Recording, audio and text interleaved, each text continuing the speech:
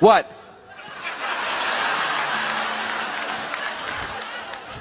Oh, you all think smoking kills?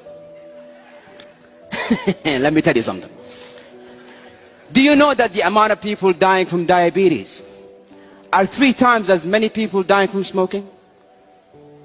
Yet if I pulled a Snicker bar, nobody would say anything.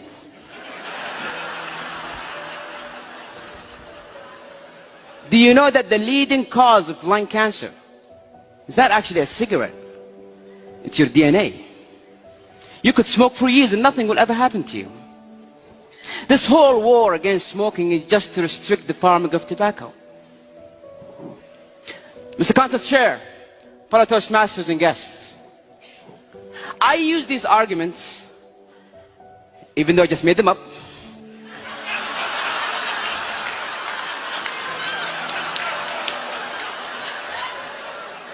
with a group of my friends, and the results, 5 of them believed what I said. 2 of them started smoking. Words, when said and articulated in the right way, can change someone's mind.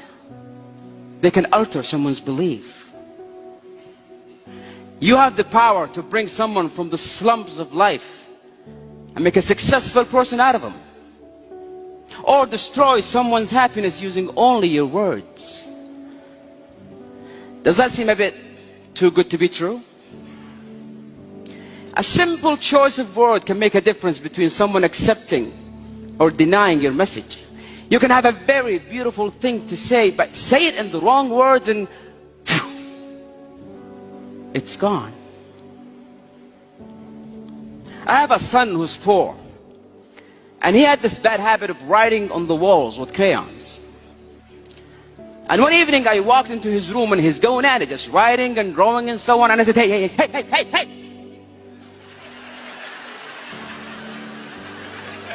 Are you stupid? Don't you ever do that again. And guess what happened? He did it again. Nobody likes to be threatened. Nobody likes to be intimidated. His pride would not allow it. He did it again just to spite me. A week later, I walked into his room and again, he's going at it. And this time, he was even looking at me just...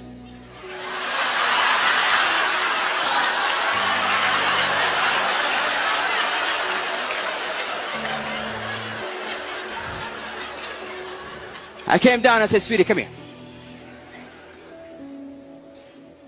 Don't do that, you're a big boy now. And he never did it again. Because his pride wants him to be the big boy. Have you ever wondered why nobody cares about global warming, even though it's a very serious issue? It could kill all of us. Because when you go home and you flip on the TV and you see a scientist trying to talk about global warming, it goes something like this.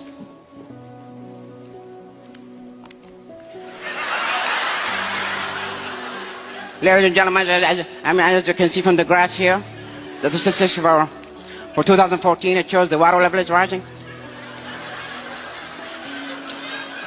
This table shows that the monodioxide level on the 3rd ozone layer is in a very alarming position.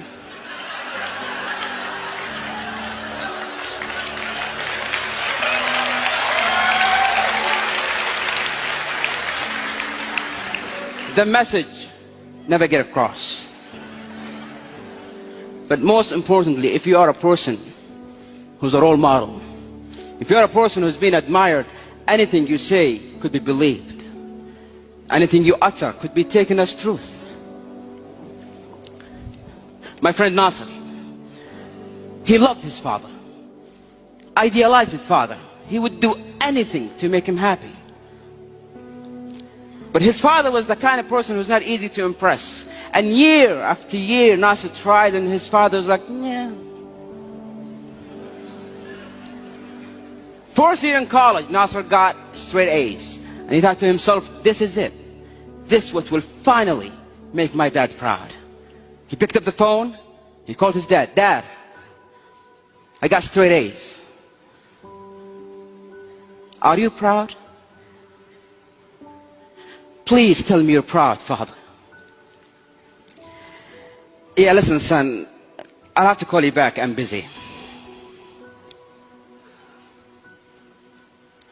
I'm busy was the single sentence that broke the camel's back. And he started drinking, doing drugs, hanging out with the wrong crowd. Nasser, why? Why are you throwing your life away? If the one person in the world that I care about the most doesn't care, then why should I? And one evening I got the phone call. Nasser's in the emergency room. Drug overdose. I rushed to that hospital. I saw him on that bed. And I saw that machine go beep, beep, beep. And I saw doctors try to bring him back to life. Clear! Clear! Clear! It's clear that a single word could have saved this life. Words have power. Words are power. Words could be your power. You can change a life, inspire a nation, and make this world a beautiful place. Isn't that what we all wanted? Isn't that why we are all in this hall? Your mouth can spit venom, or it can mend a broken soul. Ladies and gentlemen, let that be our goal.